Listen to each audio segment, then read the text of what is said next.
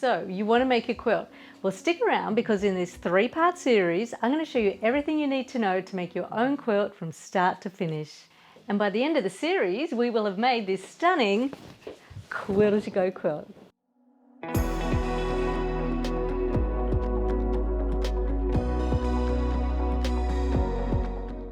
Hi, welcome to my studio. I'm Poole. I'm a fashion designer, quilt designer and sewing tutor, and I've been making quilt-as-you-go quilts for over 25 years.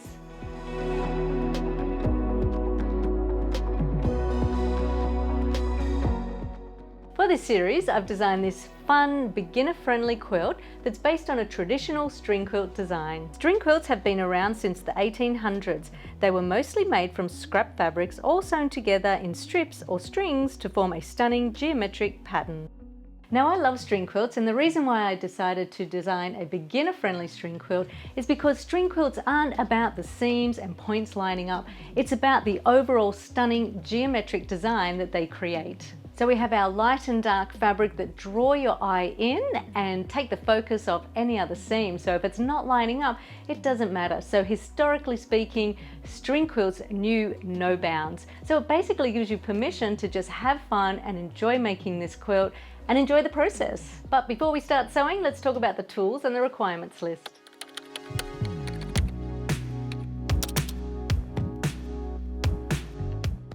These are the basic tools that I recommend for the everyday person that wants to get started in quilting. They're also the perfect tools for this project. And you can pick up these tools from your local Spotlight store or from the Spotlight website. Spotlight is the one-stop destination for your quilting needs. They have a fantastic range and great bargains.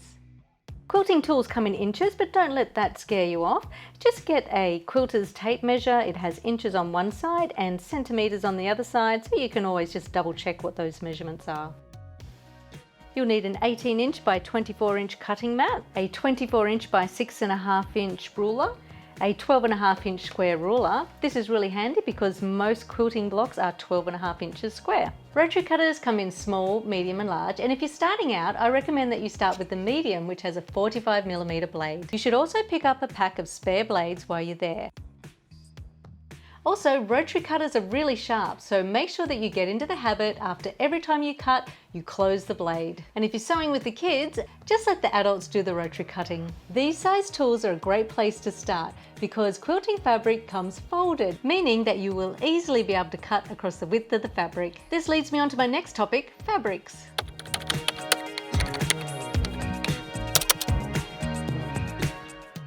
When it comes to choosing fabrics, start with the colours that you love. You know what you like. For this project, I chose a beautiful Jocelyn Prowse print, and then I just chose some coordinating colours that I thought went really well with it. For my quilts, I always choose lights, medium and dark fabrics.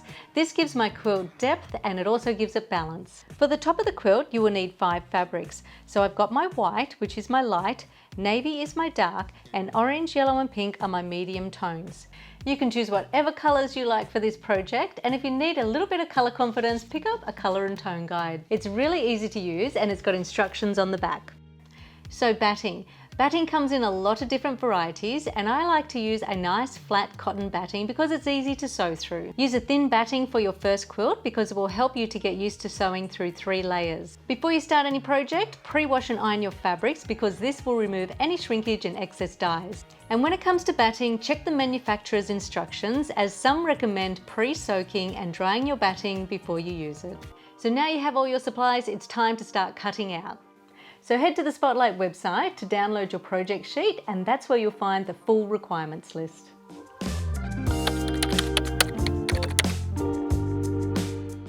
It's easy to tell the right side of a printed fabric. Obviously, it's the brighter side, but it can be tricky to find the right side of a solid cotton fabric. The trick is to run your fingers along the selvage. The side with the raised pinholes is the wrong side, and the side that is smooth is the right side. The right side of the fabric also has a smoother feel. If you can't work out the right and wrong side of the fabric and both sides of the fabric look the same, just pick a side and go with it. Press your fabric and fold it with the right side facing out, with the opposite selvage edges together. Make sure that the fabric is smooth and flat. Take the folded edge and fold it over to meet the selvage. Smooth out the fabric, making sure that it is nice and flat. You will now have 4 layers of fabric. To get a straight edge, align the folded edge that is closest to you on a horizontal line of the cutting mat, extending the raw edge past a vertical line slightly. Now this demonstration is for a right-handed person, so if you're left-handed, just put it in reverse. Connect a vertical line of the mat at the top and bottom of the fabric with the ruler. To double check that everything is straight, align a horizontal line of the ruler with the folded edge that is closest to you. Hold the ruler firmly in place with one hand, and with the rotary cutter in the other hand, cut across the fabric, applying pressure to the rotary cutter and running the blade along the edge of the ruler. The thickness of the ruler keeps the blade straight and your fingers safe. Now that you have a straight edge, you can cut strips any size that you like. Now there's two ways to do this, and it's just a matter of working out which way you prefer. The first way is to measure using lines on the cutting mat. If you want a 2-inch strip, count 2 spaces, connect the lines at the top and bottom of the fabric and cut. The same thing applies for any size strips by just counting the spaces and cutting. You can also use the numbered measurements at the top and bottom of the cutting mat. The second way is to use the measurements on the ruler.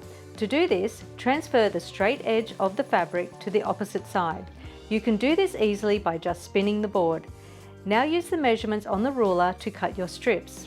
Say you want a 2.5-inch strip, position the 2.5-inch line of the ruler on the edge of the fabric and cut. Always check your first strip to make sure that it's straight before you continue cutting more. Now you have your strips, you can cut them to any size you like. To do this, place your strips on a horizontal line on the cutting mat. Use a vertical line to trim the selvage. Then use either the lines on the cutting mat or your ruler to cut to the size you require. Here I'm going to cut some 4-inch pieces. And then I'm going to cut some 2-inch pieces. So now you know how to cut out. Follow the cutting instructions in the pattern to cut out all the fabrics for your quilt top. So cutting out can take a while, so grab a cuppa and put on your favourite tunes and enjoy the process.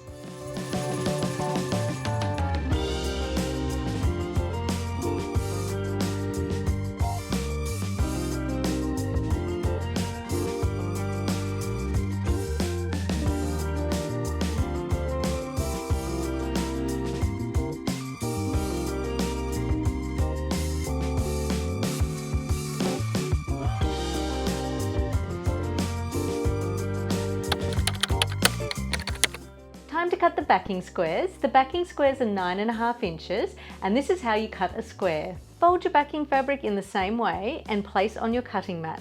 Straighten one edge and measure 9.5 inches from the straight edge in 2 places.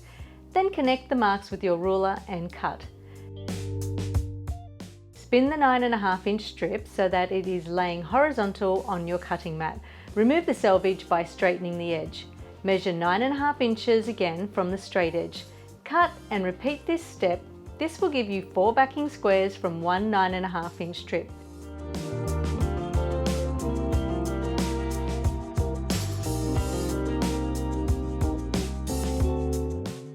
Continue the process until you have the required amount of backing squares. To cut the batting, unfold it and look for the straight edges. Refold the batting, aligning the straight edges on both opposite sides. Smooth it out so that it is laying nice and flat. Fold it up again, keeping the side edges straight and aligned. Position the folded edge that is closest to you on a horizontal line on your cutting mat. As this is a low loft batting, it's possible to cut through 4 layers at once with your rotary cutter, but if you prefer, you can mark lines with a pencil and cut with your scissors. So, to start cutting the squares, trim the straight edge if necessary, then measure across 8.5 inches and mark in 2 places. Then, connect the lines with your ruler and cut. Open out the strip and place it on a horizontal line on your cutting mat and cut the strip into 8.5-inch squares in the same way as you did for the backing fabric. Continue cutting the squares until you have the required amount.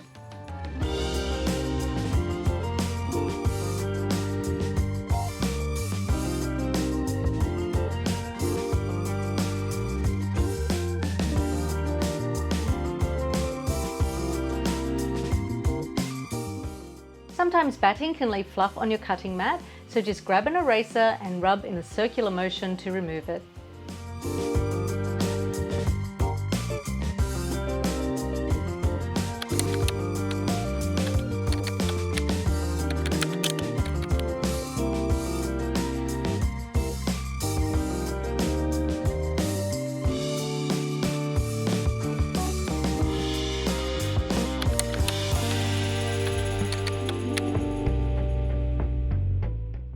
To make one block, first of all, you'll need a backing square. Place that on your work surface with the wrong side facing up, and then position a square of batting on top so that it's centered and you have a 1/2 inch gap all the way around the edge.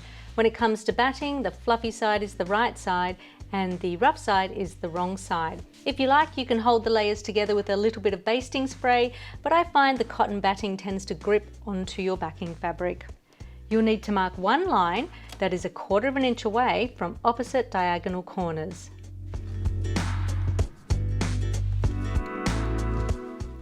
To mark my line, I've just used a 4B lead pencil. This is a nice soft lead and it marks the batting nicely and you don't have to press too hard at all.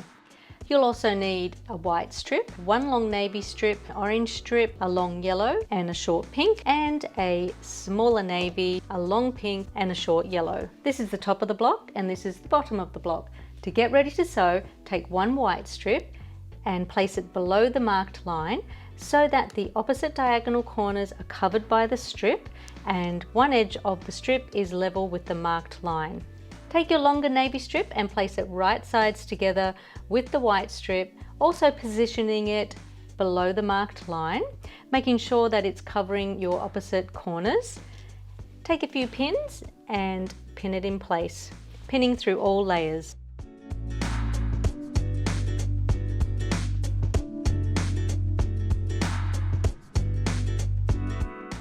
So I like to set my fabrics up in order so I'm all organized and ready to sew.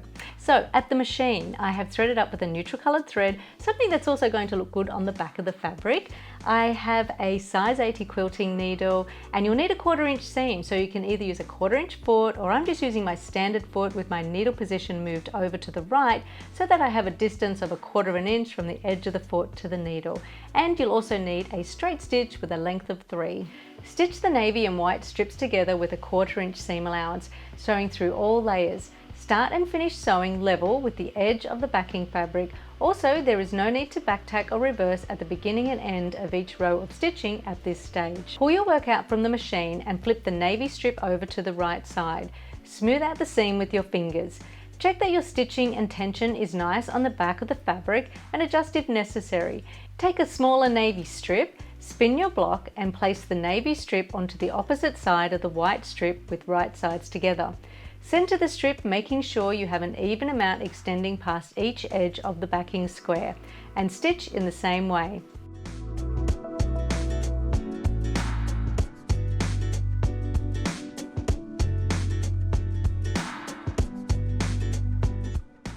Flip over to the right side and head to the iron to press, and be careful to not let the iron touch the batting.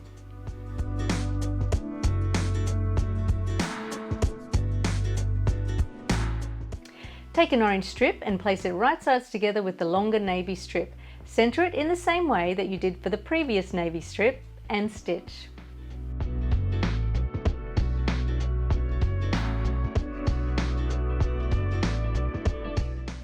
Flip to the right side and smooth out. Spin the block and take a long pink strip and repeat the process.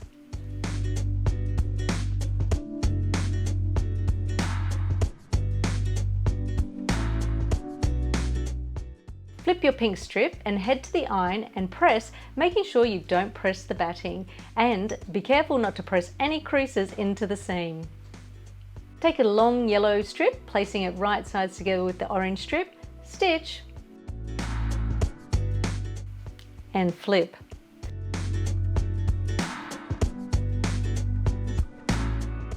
Spin the block and place a short yellow strip and stitch and flip.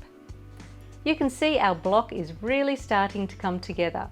Head to the iron, giving it a press, and sew on the final small pink strip in the same way.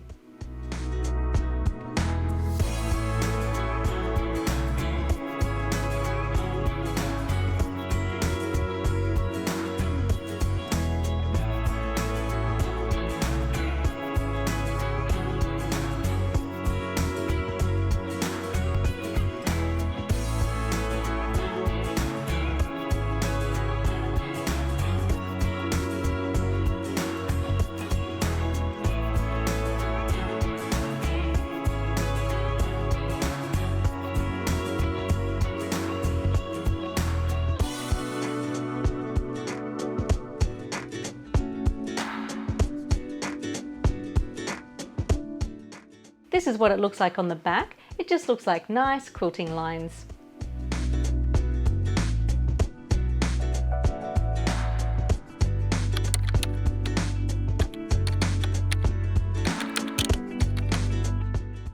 Take your square ruler and place it onto the backing square. Position the number 1 in the top right hand corner. Now just reverse this if you are left-handed. You can see that your block would have shrunk slightly. That's okay. We are going to trim it back to 9¼ inches. So locate that on the ruler. Align the 45-degree line on the center diagonal line. Judge an even distance around the edge of the 9¼ inch square and trim one side edge. Trim across the top and spin your block so that you have your straight edge on the left side and on the bottom edge. Position the 9¼ inch line on the straight edge and across the bottom edge and trim in the same way.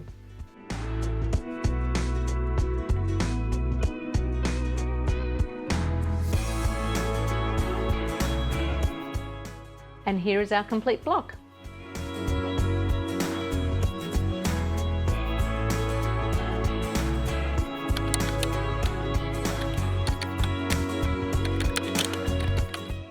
So that is how you make a block. Repeat this process and make 36 in total. I like to work on 3 blocks at a time to help speed up the process, but you can do whatever works for you. Just have fun with it.